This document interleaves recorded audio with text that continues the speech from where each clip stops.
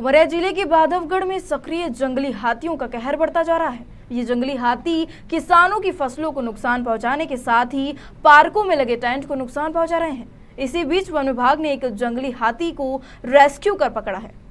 Bandhavgarh national park अब अगर क्षेत्रफल की दृष्टि से देखें तो पार्क की जानवरों के लिए कम पड़ने लगा है, क्योंकि पार्क में अब हर प्रकार के जानवरों की संख्या बढ़ गई है।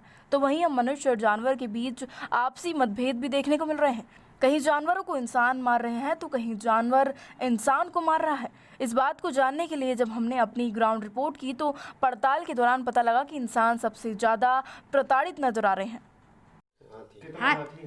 कितना हाथी है, कहीं वो 4 रहता है, कहीं अकेले रहता है, वो बहुत खतरा करता है। क्या चाहते हो सरकार से? अब सरकार से क्या चाहते हैं, उसको सुरक्षा करे, हमारी भी करे। हमारे में फायदा है कि उनको जानवर में फायदा, जिनमें हो तो उनको तो अपन करें। हाँ, कितनी फसल नष्ट हुई है?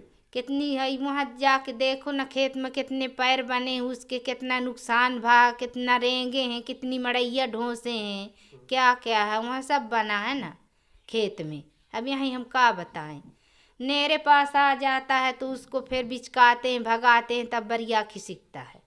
हैं, कहूँ दौड़ जा मार डाले तो क्या करें, का आदमी जीत सकता है उससे? कोई बड़ा जानवर से तो कोई न जीतेगा, न बाघ से जीतेगा, न हाथी से जीतेगा। और ये सुमर डागर तो थोड़ी बहुत मनई हटा देगा, दांक देगा, खेत में पड़ेगा, उसको तो जुम्मे नहीं है कोई कि दांक सक है।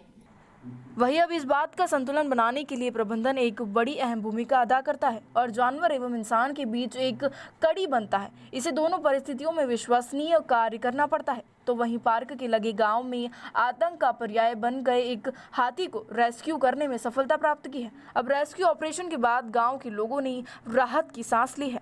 बांधवगढ़ टाइगर रिजर्व में हम लोगों ने जो हाथी को रेस्क्यू किया है, ये एक एडल्ट एलिफेंट है जो कि 20 से 25 वर्ष की आयु का लग रहा है। ये काफ़ी दिनों से पूरे जंगल में अपने हर्ड के साथ में आया था, लेकिन हर्ड से अलग होकर ये अकेले घूम रहा था और इसने पूरे जंगल के पेट्रोलिंग कैंप को नुकसान पहुंचाया। कई वाटर होल्स में जो सोलर लाइटिंग है उसको नुकसान पहुंचाया और क्षेत्र में भी घूम के गांव में, पतौर से लगे हुए गांव में और गढ़पुरी में, बहुत सारे ऐसे अन्य गांवों में ये आतंक का पर्याय बना हुआ था। बहुत सारे लोगों को इससे डर भी हुआ था और उन लोगों ने अपना ज्ञापन भी हम लोगों को सौंपा था कि इस हाथी से बचाया जाए। बहुत सारी दुर्घटनाएं होते होते बची हैं इस एलिफेंट से। तो जिस तरीके से हाथी अकेले होकर बिहेव कर रहा था, वो लग रहा था कि किसी के जान और माल को हानि पहुंचा सकता है और उसकी संभावनाओं को देखते हुए उसको रेस्क्यू करके उसके व्यवहार को समझना ज़रूरी था। इसकी परमिशन के लिए हम लोगों ने लेख किया था और हमें परमिशन प्राप्त होते ही 1 महीने से हम लोग इसको ढूंढ रहे थे। 1 महीने से इसका बिहेवियर इतना अनप्रिडिक्टेबल था कि ये थोड़ी देर के लिए दिखता था और फिर उसके बाद गायब हो जाता था।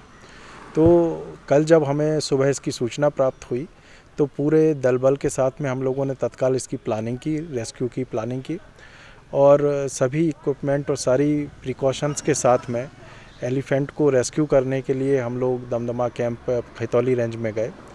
लगभग 70 से 80 के बीच में हमारा स्टाफ था। 5 हाथियों की मदद से इसको रेस्क्यू किया गया।